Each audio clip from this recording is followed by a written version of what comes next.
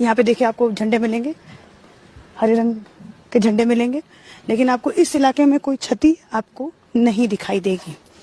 अभी तक मुझे तो कोई क्षति नहीं दिखाई यहाँ पर दे रही है। आगे आइए।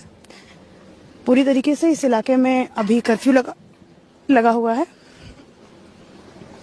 आप इस गाड़ी को भी देखिए, ये गाड़ी सुरक्षित है, ये गाड़ी सुरक्षित है और ये इलाका भी सुरक्षित है। इसमें कोई सच्चाई नहीं है कि हिंदुओं की गाड़ी को चुन चुन करके मारा गया। गलत बात है, बिल्कुल गलत बात है।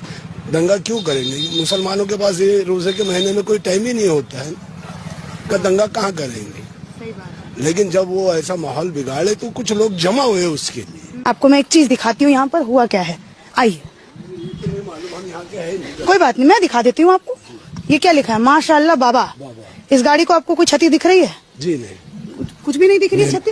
आइए आगे आइए, इस तरफ। ये आपको इसमें गणेश जी की छोटी सी मूर्ति दिख रही है, छोटी सी, जो हम लगाते हैं गाड़ियों में। अमूमन हिंदू लोग लगा दिख रहा है। आपको इस गाड़ी की हालत कैसी दिख रही है? तो डैमेज है। डैमेज कैसे डैमेज हुई होगी? अभी तो कोई बता सकते हैं।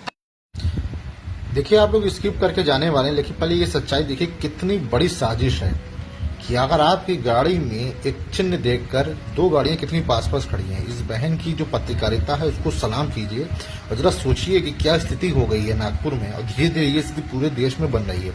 और जो भाई साहब जो कह रहे हैं कि ये रोजा रख रहे हैं तो ये इतने बवाली इकट्ठा कहाँ से हो गए?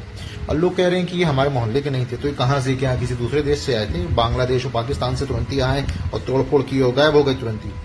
मतलब ये स्थिति हो गई है कि अगर आपके घर में कोई झंडा है, ऐसा कोई भगवान की मूर्ति है, आपकी गाड़ी में कुछ ऐसा चीज है, या आपने हाथ में अगर कलावा पहन रखा है, माथे तिलक लगा रखा है, और वो इस तरह की चीजें हुई और तो आपको मारा जाएगा, तोड़ा जाएगा। इसी तरह से यही होगा। पुलिस पे भी अटैक हो रहा है, जो पुलिस एक ऑन ड्यूटी पुलिस वाले पे कुल्हाड़ी चला दी गई है। तो ये चीज दिखाता है कि देश में किस तरह से ये रमजान का जो बात हो रही है, रमजान चल रहा है ठीक है, लेकिन किस तरह से एक हफ्सीपन हो रहा है इस देश में, वहशीपन होता जा रहा है इस देश में कि सरकार की बात नहीं सुनना, पब्लिक की बात नहीं सुनना, तोड़ फोड़ करने देना, ये कहाँ तक जायज़ है। और देखिए, इस वीडियो को जितना हो सके आप लोग शेयर कीजिए और समझिए कि अगर आज भी नहीं चेतेंगे तो फिर एक दिन बहुत देर हो जाएगी, फिर समय मिलेगा नहीं कि